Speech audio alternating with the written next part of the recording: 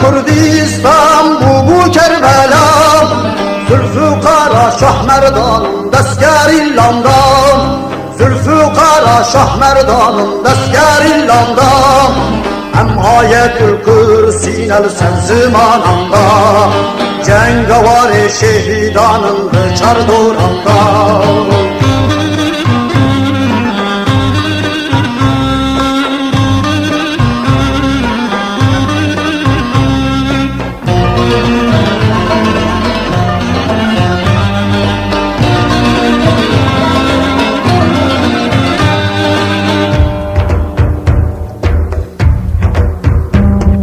Ya bir sultan abdal ya munzur babam, hevi yugumana bir seyit rızam, Gurze Rüstem zalım dest'agi damdam, Gurze Rüstem zalım dest'agi damdam, arteşa karduh medane ver azmanda, adam üstüne teberdanım Kürdistan'da.